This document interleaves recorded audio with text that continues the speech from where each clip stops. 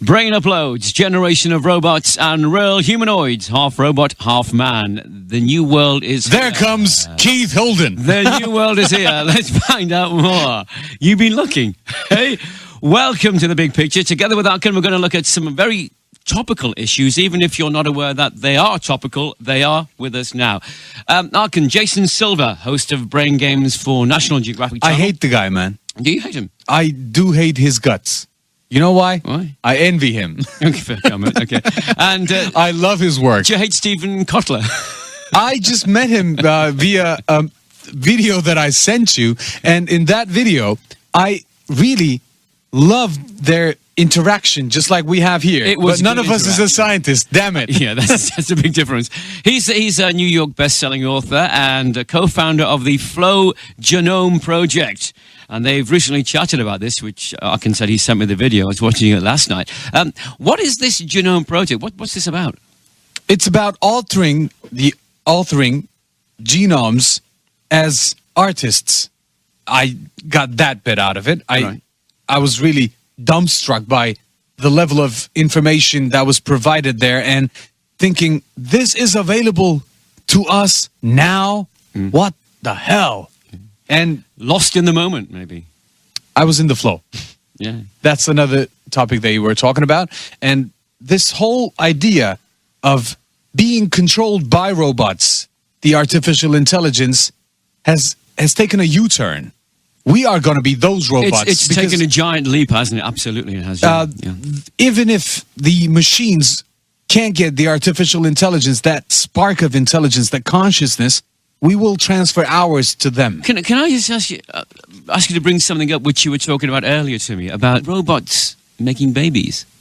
I was talking what about. Were you talking? I forget the exact conversation we had, but you were talking about something about in the laboratory They created a sperm out of nothing, fully artificial sperm. They can't prove it, and they haven't patented it yet. They say it is, but if the news is out, I believe it is coming. Careful what you say. Yeah, I know. Whatever I say, whatever I think about comes to reality, just like the unified world currency. Which is another subject which we will talk about again soon. I was interesting to hear them talk about the age-old understanding we have that we only use 10% of our brain, but Stephen Kotler reckons it's the reverse. When we're in this state of genome state, parts of our brain shut down. Well, actually, think of it this way. If brain was to be mapped out as a hard drive or the memory space, you shouldn't use it all because it's a processing machine. You cannot use it all at the same time. You shouldn't, because it's no way for a computer to work. It's no way for a human mind to work either. Well, a computer works in like a sequence, doesn't it? It's programmed to work like that. In a given moment, if a computer processor is processing something, computing something, and it's demanding, it takes up all the other resources. And if your brain were to work at a capacity like 85 to 90%, your brain uses natural resources of your own body. Just like they said, it's dopamine, it's neuroepinephrine, and these glands, these hormones, provide you with the energy that your brain uses. 20% of the calories your body requires in a day is used by your brain in a normal day. There was a film you told me to watch, I just want to go back to this first, called Peaceful Warrior. Yeah.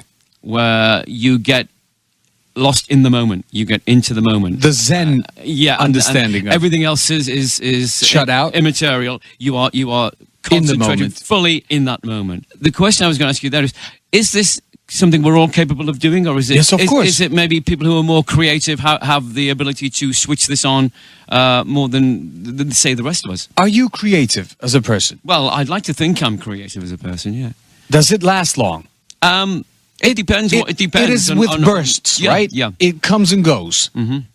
What they're doing is that the highest value that you have for creativity in mathematical formulas or in readings of your brain scans, whatever, that state can be prolonged. Just like prolonging an orgasm.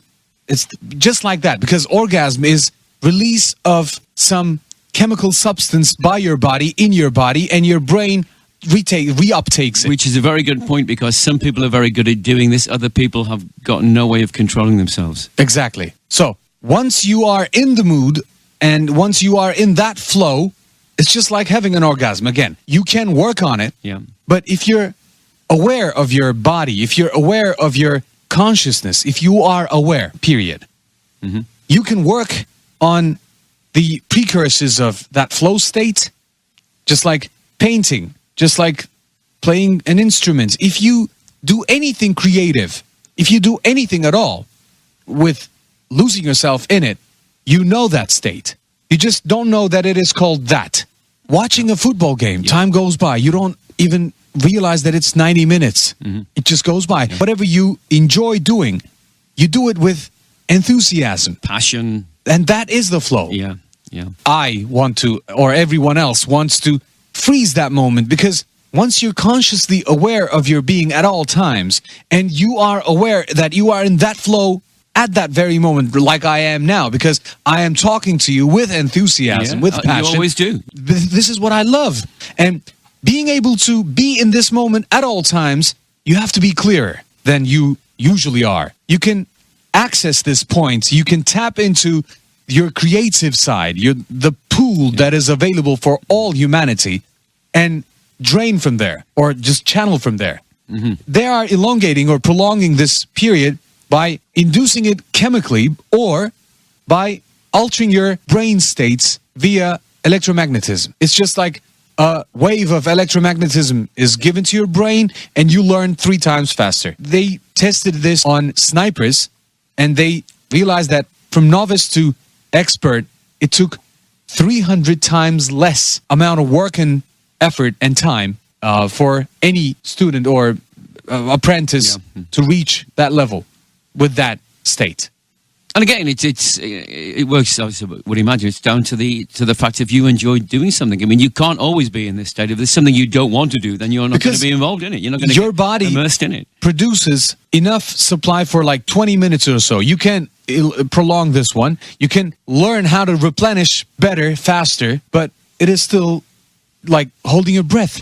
You can work on holding your breath longer, like minutes, 3 minutes, 4 minutes, 5 minutes maybe. But people do that. Deep sea divers. Yes, sure. They hold their breath. And this is just like that. Holding your breath for that amount of time will be available to you after certain kind of training. These guys were talking about street level drugs of cocaine and marijuana and norepinephrine. Epinephrine is not a drug, but it is the adrenaline. I cannot really talk about it aptly because I don't know that much.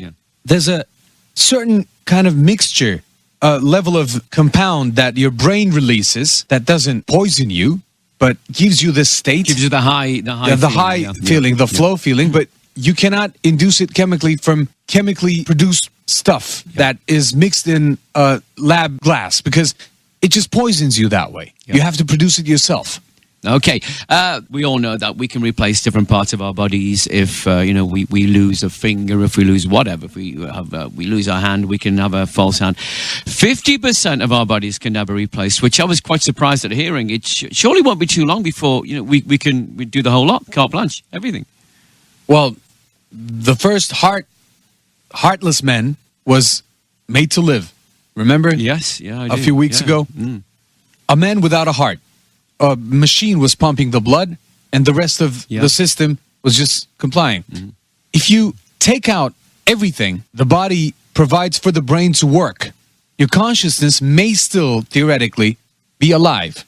Your consciousness goes and your body is in a vegetative state, and that happens. But the reverse part, I still don't know if you would still be that very person without your composition, organic composition, because the head transplant, we haven't heard about it yet. No, that's all gone quiet. But that there are situations you hear that someone's been in an accident and needs a body replacement, and they have donors who they take parts from them and give them to somebody else. They seem to work.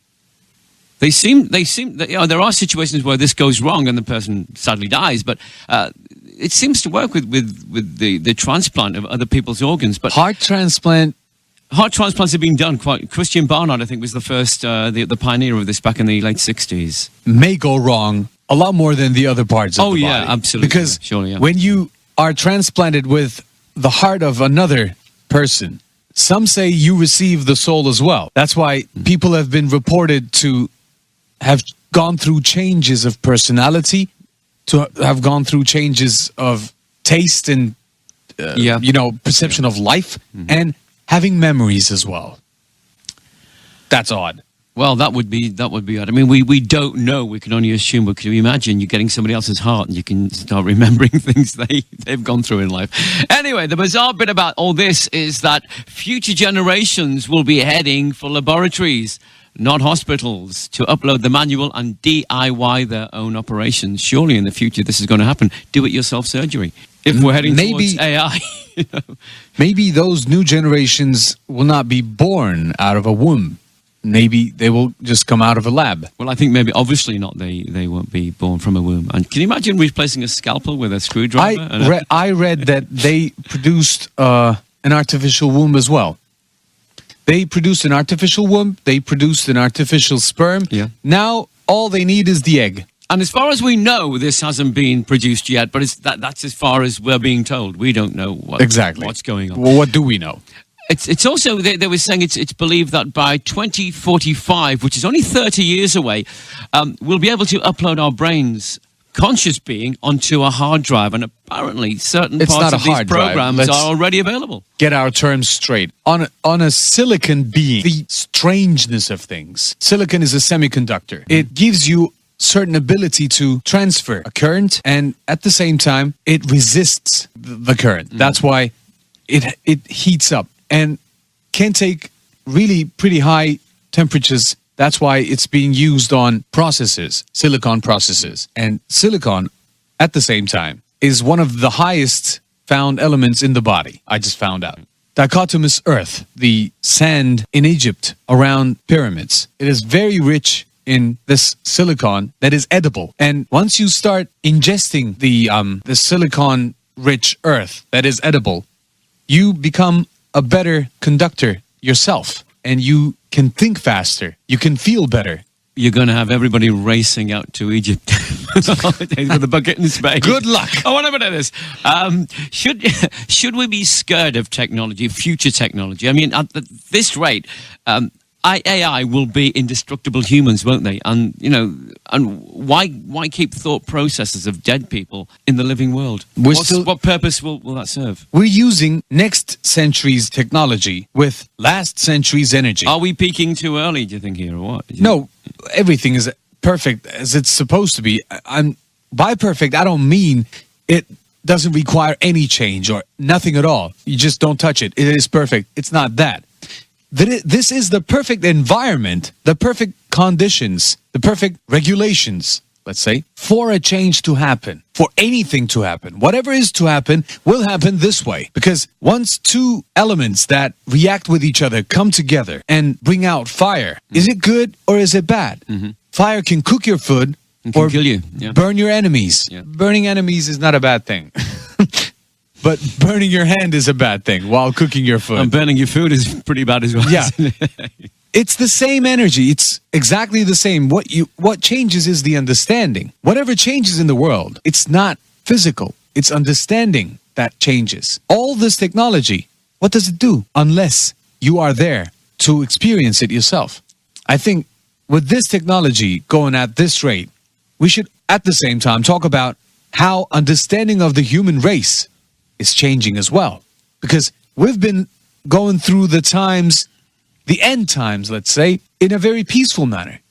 There are wars. There are still wars. This has been one of the most peaceful periods of time. If you compare it with the whole number of population that we have and the number of wars that are going on, it is a very specific area of the world where oil is, sadly.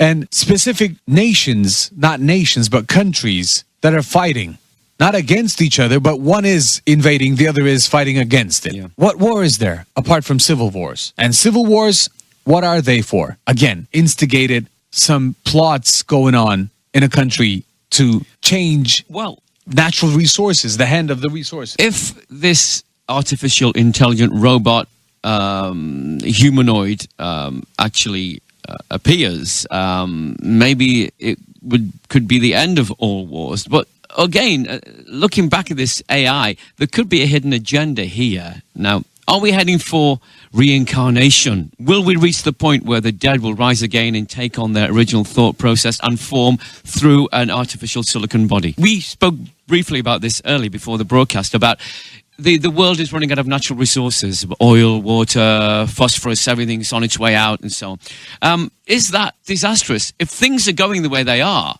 and I want to quote the film Children of Men, which I watched about 6-7 years ago, which set in 2027, which we're getting close to now, and it concerns all the women in the world are infertile, and for 2 decades no one's been able to have a baby. So this would be a point where maybe AI would be the thing to do in that case, because if humanity is going to disappear, which this film and these films, as we've said before, do have a lot of truth about them. If man is going to die and no more babies can be created, then bringing you back to life as part of that 7.5-8 billion people that are on the planet isn't going to be an issue. We're not going to be concerned with no oil, no water, no food. We're going to be robots. But is this the way creation's going to be? Is this the way life is panned out to be? Well, I know we're getting pretty deep here, but yeah, this is the part where we get further away from technology and science and into metaphysics. Yeah. Barbara Marciniak's book, Bringers of the Dawn. She is a medium that channels the Pleiadians, as she claims, if you choose to believe.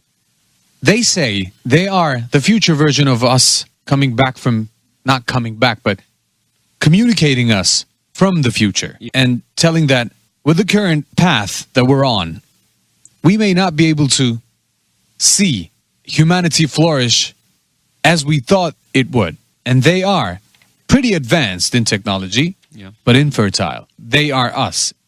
But they tell us, don't do what we did. Don't follow the same path, yeah. Find your own light and go change to your it. Destiny, Change your destiny so that we can change our destiny, because you are us in the past. The choice is the key. Some people claim that there is no free will on this part of the universe.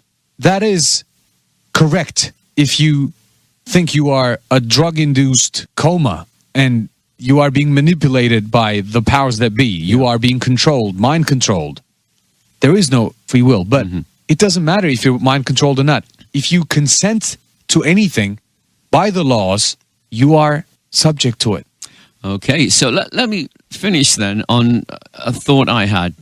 Going on to putting your brain when you're dead to be computerized or whatever it's going to happen to it. As we know, in computering today, files can be corrupted on computers, manipulated and totally taken over by cyber criminals. Let's say the brain, its thoughts, ideas and feelings are on a file that's been stolen. What damage could this do if it was to be sold to people, say to loved ones, etc., who could actually click on their mouse then and find out your inner thoughts and see what you've been thinking, and they may not like what they see of the person they loved in the real world? That is a possibility. That is the world that we live in now, hiding secrets, being untruthful. Surely that won't happen in the new world, as it were, in the cyber world. If you carry on with this mentality, it will happen, and you are doomed to cease existence because you are not true to yourself. You have to stay true to yourself. You have to be in alignment with the truth and higher light. But how many human beings on this planet are actually true to themselves? Enough to make the shift happen. Enough to make the world change. Enough to start something new. Enough to be themselves. Because we don't need to be majority. We don't need to be anything. Being ourselves. Being able to call us I am without the addition of anything else is enough. Okay, finally then, what is the situation?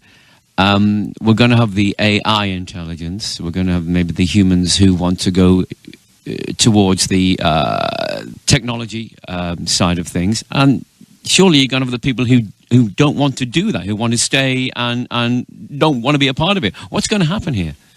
Are we going to have a world of world of war between two factions? One is a You cannot have a world of war between two factions that deny their existence, deny each other's existence. We will be separated, for sure, by frequency, not by mentality only.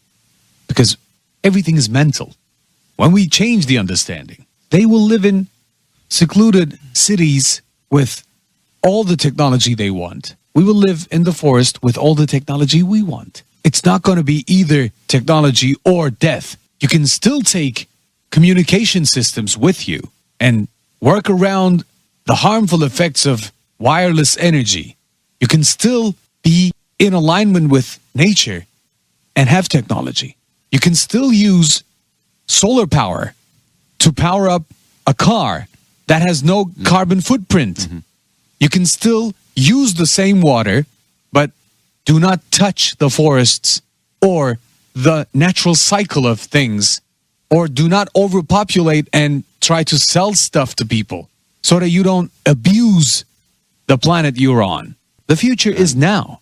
We are talking about it. If we are talking about it, it is open to everyone. If we are aware of it, there are, believe me, at least hundreds of thousands of other people that are coming up with this ideology, and they will understand that they are not alone. We're talking here to each other. We are too. When people listen, 30s, 40s, 50s, 60s, we talk to our partners in life. We talk to our friends. By just being ourselves, we change the very course of this world. By just being ourselves, nothing else. Don't ask what the world needs. Ask what you need to feel fulfilled. It's not money. Whatever can cease to exist cannot be the foundation of your peace or happiness. You have to be inducing that hate from inside. It doesn't end. You cannot attach it to anything else. Just being in that state of being is enough for you to affect others. You are to be an example. That is the consciousness. People look at you and say, dude, that's happy. I want to be that. Come and ask you, what do you do to be happy? You say, nothing. How is it possible? Because they're conditioned to do things. But we are human beings, not human doings. Not doings as for Eckhart Tolle yes. put it very, very beautifully. And once you are really fine with being yourself, you are true to yourself, then you are transparent enough. If your consciousness is transferred on a computer, you want people to read it. You don't hide anything from anyone else because that's judgment. You are away from judgment. You are free. And we'll be carrying on with more of this in the next broadcast. Malcolm, thank you very much indeed. Thank you.